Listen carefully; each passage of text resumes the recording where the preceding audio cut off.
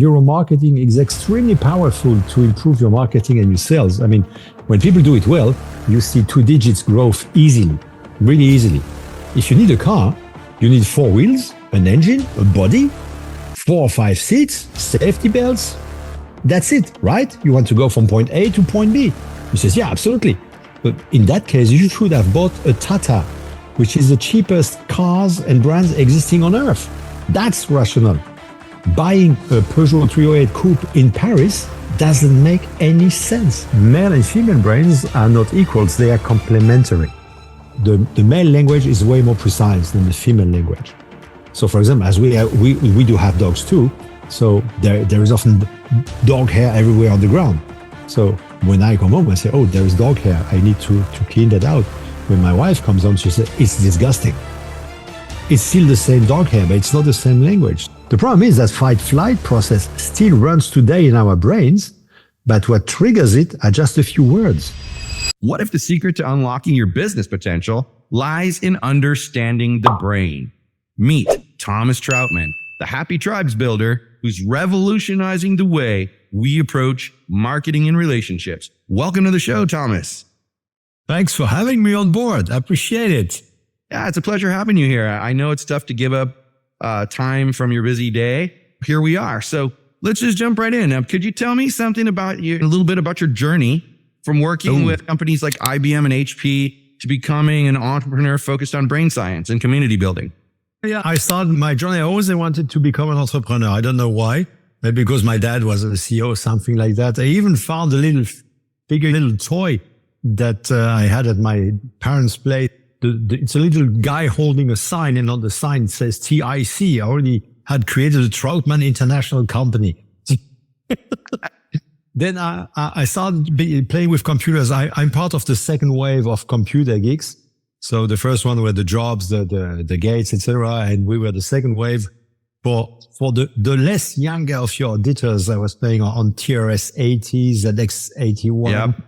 Apple II. My first computer I bought when I got my graduation at 18 was I could buy Apple II. So I started doing engineering, computer science engineering studies.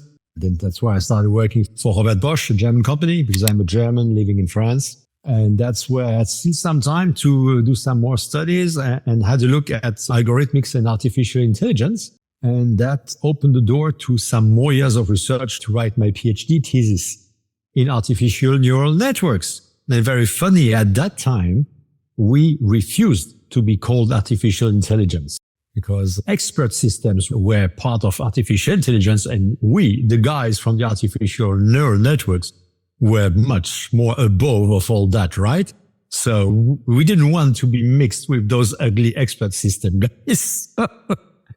And funny enough, nowadays, everything that's called AI runs on artificial neural networks. It caught me back. So yeah, then I moved to HP. HP at that time was still run in the HP way. You could talk to anyone you wanted, even to Liu Platt, who was the CEO at that time. Feeling overwhelmed? Drowning into deuce? It's time to reclaim your life and transform your leadership. The Decentralized A-Team Handbook gives you the strategies to build a high-performing, autonomous team. Delegate effectively. Communicate with impact. Achieve extraordinary results. I even one day wrote him an email because I needed some help. And the president for HP Europe called me back, told me, hey, Liu just told me that you need some help. How can I help you? And I was absolutely flabbergasted by that. I didn't expect, I was more expecting to be fired. So it was still working. And what I mean by it is you could also change functions. So I moved from engineering to marketing because I wanted to have all those layers before becoming an entrepreneur. So that's why I learned marketing, a bit of sales and so on, and still worked for some other companies like America Online, Steelcase, where I learned to tell stories because Steelcase, it's the biggest office furniture manufacturer. So when you come from the high-tech world where we always have something to tell, there is always something to tell about a feature, but office furniture isn't office furniture. They hated me when I say that it's a plank with 4 legs that you screw on it, period. And when you have to write a 20-page brochure on that, you have to tell a story. And that's why I met my current wife and we decided to start our first company about neuromarketing. So it's stick somewhere in the back of my mind. Then because of the economical situation and so on, I took a job as a CMO in a company where neuromarketing made sense. So I started a project on neuromarketing, which is the implementation of brain science to marketing, to improve marketing and sales. And when we were at the end of the project, we were running a workshop. And I told the guys who were giving the workshop, okay, guys, I want to be part of that. I have a scientific background. I have an entrepreneur background. I have marketing. I have sales. So it all, if you get certified, then you become one of our partners. So I became the business partner for the English, French, and German speaking countries in Europe. Did that for a few years. And each time I gave a workshop, something was missing. Neuromarketing is extremely powerful to improve your marketing and your sales. When people do it well, 2 digits growth easily, really easily.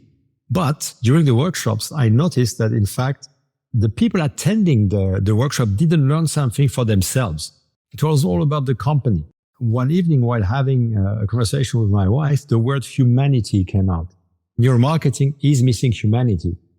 So I stopped that and I created my own model, which is called the Ethical Persuader system, which is something made for you, for anyone, that you get the decisions you want from people while you make them make the decision that helps them. That's why it's called ethical persuasion.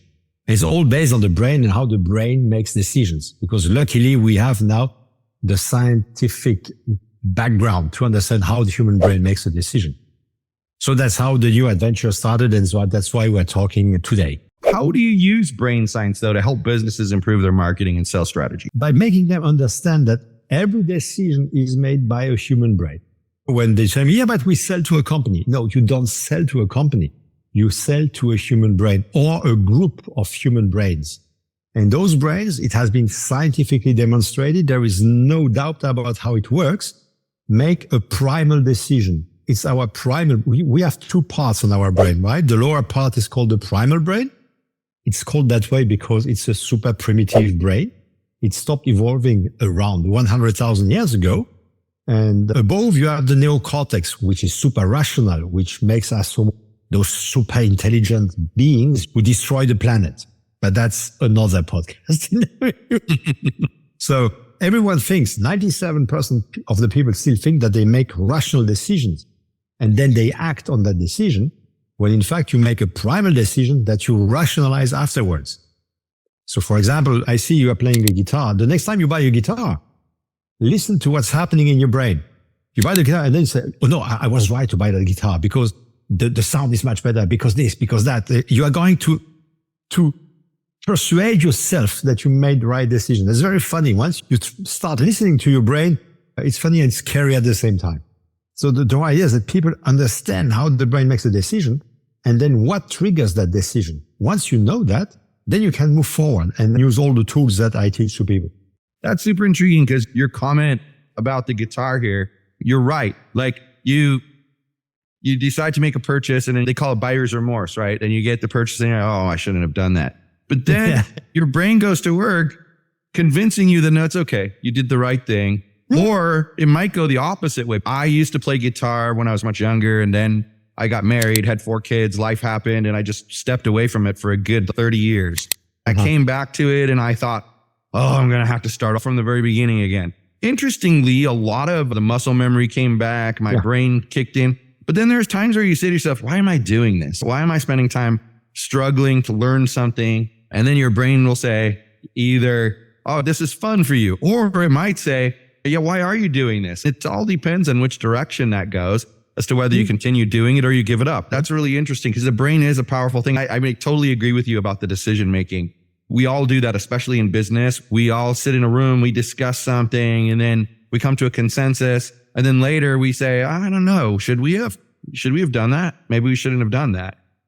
Yeah, because you rationalize it afterwards. I always like to use that example. I had once, I was giving a sort of keynote in France, and the French know everything better than everyone most of the time. But that guy said, no, Thomas, you're absolutely wrong. We make only rational decisions. I said, okay, let me ask you, what car are you driving? So he was driving a Peugeot 308 Coupe, which is a nice and fancy car. So I said, I'm sorry, you are not rational. He says, why? It's a car. I said, no. If you need a car, you need 4 wheels, an engine, a body, 4 or 5 seats, safety belts. That's it, right? You want to go from point A to point B. He says, yeah, absolutely. But in that case, you should have bought a Tata which is the cheapest cars and brands existing on earth. That's rational. Buying a Peugeot 308 Coupe in Paris doesn't make any sense. It's not rational. And then he went silent and listened.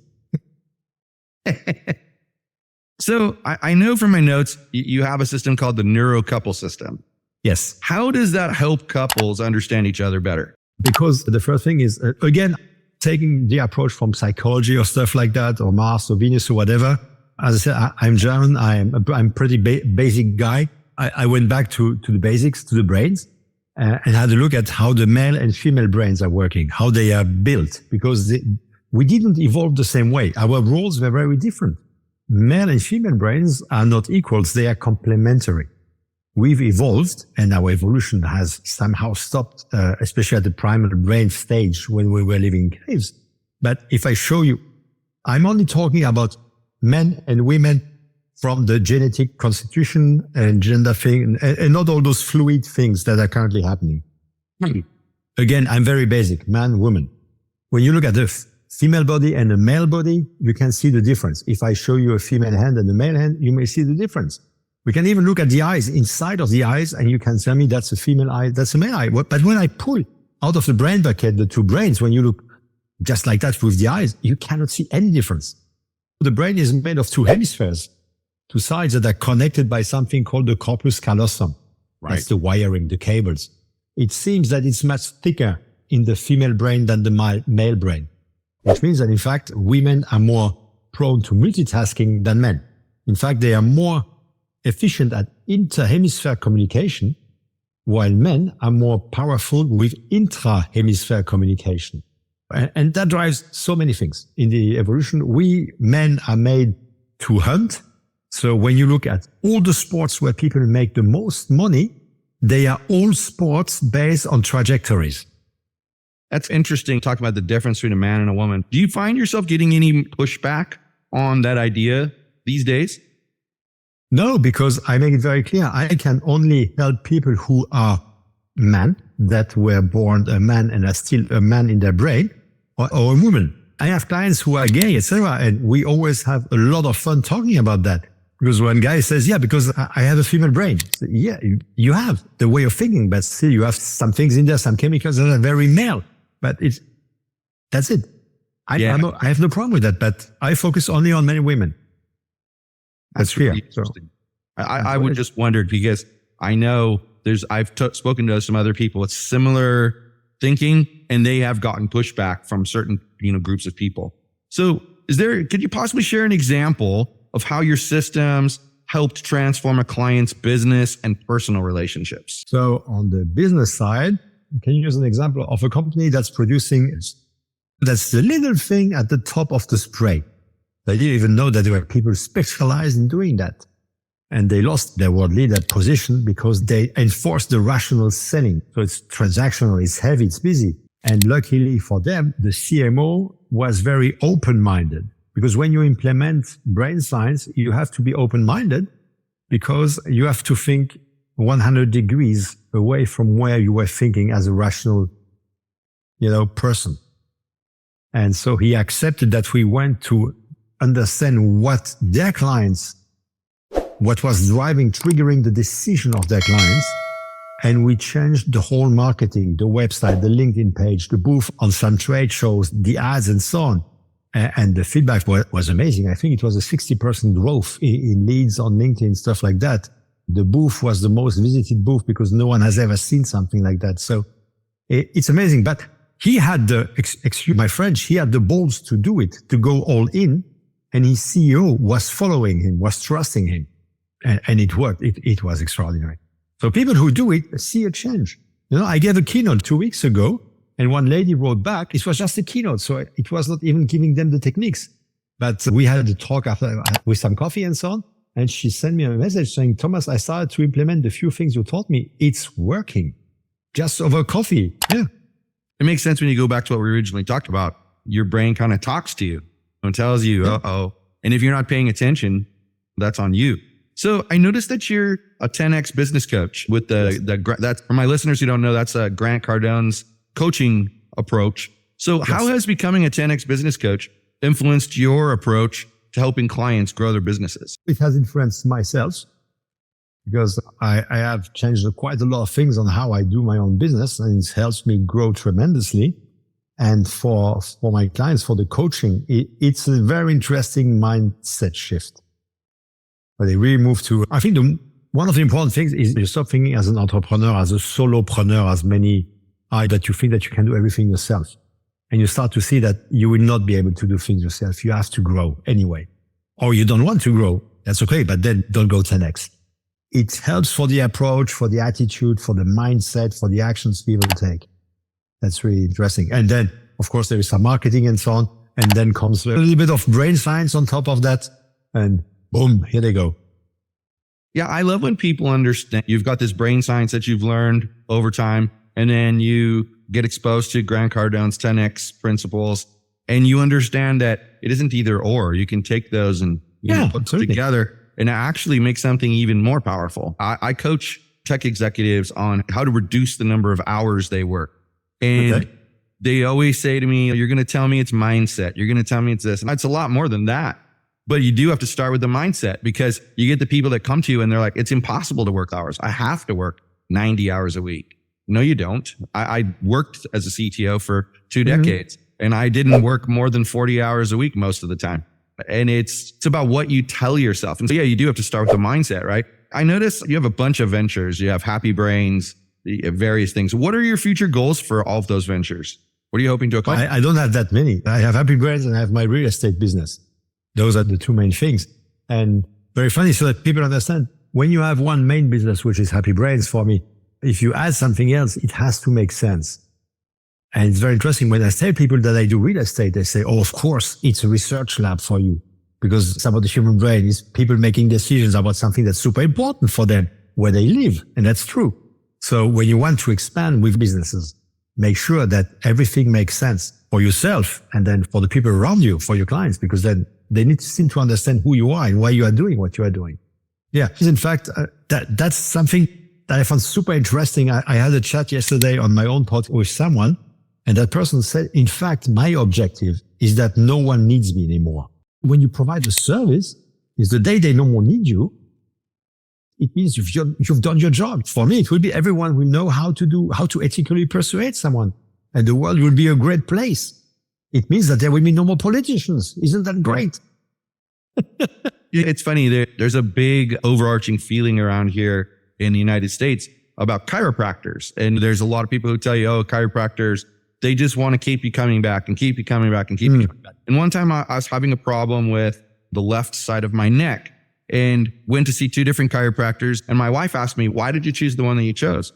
I said, because he approached it with we're going to do this, then we're going to do this. Then in about 3 months, you're going to be completely ready to go and you'll be done. The other guy just kept saying, you're going to come back 3 times a week. And I'm not sure how long it's going to take, but eventually it'll get better. I much preferred the attitude of the guy who had a end in mind than somebody who was thinking of stringing it out and stringing it out. I think as a consultant, when you come in, client presents you with a business problem and it needs to be solved.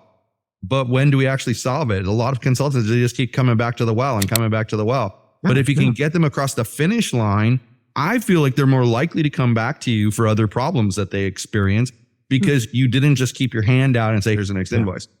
So let's say an entrepreneur, let's say I want to incorporate brain science into my strategies. What advice would you give me to do that? You call me. Great answer, actually. You read my books and then you call me, because you will still need some help. Excellent. The first thing I tell people is that the little part of the brain that makes the decision is focused on one and only one person, itself. So when you want to sell something to someone, you say, yes, my product, my company, the brain in front of you says, I don't care. Why aren't you talking about me? It should be, you're talking about me. So when you look at, people can do one thing. You open your website right now, your homepage, and you look at how many times there is your name, about us, our products, your homepage. There should be only you, dear client, dear customer. If your clients are CEOs, dear CEO, it's about the CEO, it's about your success, it's about you. And if you can do, that's a very good start. But it's very difficult, because your own brain wants to persuade itself that you are right. So it wants to talk about itself. Yeah, So there are many. I think that I used to do websites for customers, and they'd always want that about page, but they'd always want the about page to be about them. And I had to explain to many people, your about page is supposed to be about what you can do for the client that you're trying to reach out to. It's not supposed to be about you. So I know you talk about transforming stressed chihuahuas into confident Kangals. Okay. So if entrepreneurs were animals, what would be the next evolutionary step after Kangals? I chose the Kangal because many people don't know that breed of dog, but it's supposed to be the dog with the strongest bite in the world. The idea is to say that we don't let go. No? A Chihuahua will bark, will move around. It's people who are running after shiny bullets all the time. That's why I call a Chihuahua a stressed Chihuahua, because they are so stressed that they don't, where am I going to find money? I have to try this. I have to try that. And in my ethical persuasion formula, the second parameter is who are you? The first one is the subconscious frustration of your client. What triggers, in fact, the decision in the primal brain. And the second is who are you? If you don't know who you are, how do you want them to resonate with you? Yeah. You're not supposed to, you don't tell them who you are, but they can feel it. We are at a primal level here. It's deeper than just words and so on. You have to know who you are. Once you know who you are, you better understand what you are doing, and especially why you are doing, which is the third parameter of the ethical persuasion formula. Why are you doing what you are doing? And then you have a track, you know where you are going, and you go there, and you have that. We're talking about the 10x thing, for example. You can add the 10x to that, because then you have the right attitude to take the actions to get there. We have 3 dogs total. 2 of our dogs are high percentage Chihuahua. The one dog is extremely high percentage Staffordshire Terrier. And I see what you're talking about. Like the Chihuahuas, if someone comes to the door, they rush to the door and they bark, bark, bark. Then as soon as you open the door, they run the other way because they don't want to have anything to do with confronting what's at the door. But the bully breed dog, she doesn't bark. She goes to the door and she observes and she makes sure everyone's safe. And as long as nothing's out of the ordinary, she's fine. How has living in that picturesque area, have you found any inspiration in nature for your brain science concepts? No, I use nature to think because I'm doing a lot of running and mountain biking. So once you do a lot, your brain starts on automatic. It's the primal brain that drives the bicycle or your legs, and then you can think. So that's the value of nature. It gives you that space where your brain is free. You don't get interrupted by something. You go far away and no one is there. It's only you and your sweat. And you can think. And that's the good thing of it. And sometimes there pops an idea for a video or something like that. I record it. I don't pay attention that I'm looking good or shaved, just like today, but I record the video or the message and send it, period. Do you have any stories of where your understanding of those differences helped you navigate like a tricky social situation? I would say at the moment I'm still married. That is the best answer I could have hoped for. Yeah. I use my couple a lot for examples because we are definitely the typical male and female couple with all the pros and cons of a human relationship. But I always like that example where people just need to understand the vocabulary that we use is different because the female brain manages the language in the whole brain. The male brain manages language in the left prefrontal lobe of the left hemisphere. So the male language is way more precise than the female language. So for example, as we do have dogs too. So there is often dog hair everywhere on the ground. So when I come home, I say, oh, there is dog hair. I need to clean that out. When my wife comes home, she says, it's disgusting. It's still the same dog hair, but it's not the same language. So that's very funny. She will talk way more than I do because there are some studies that there's still not a lot of agreement on. But we say that a man uses 7,000 words per day, a woman 20,000 words. So yeah. Depends on your background though, right? Depends on a lot of things. Raised by a single woman, so I tend to talk more. And I've noticed that my friends who are in a similar situation also talk more. But the ones who had mom and dad at home, they talk a lot less. It's just I think in that case, it's what I was modeled. She would talk her way through things. And so I just learned to do the same thing. That's really interesting because that's the whole like hair everywhere. Oh, that's disgusting versus, oh, I need to clean it up is such a different approach to the issue. Oh, there is way more. But I always like to say that we have something in the primal brain that's called the fight-flight process, which kept us alive, right? So when you are in a cave, when you are hunting a big saber-toothed tiger or you have enemies wanting to get your food, that fight-flight process makes a lot of sense.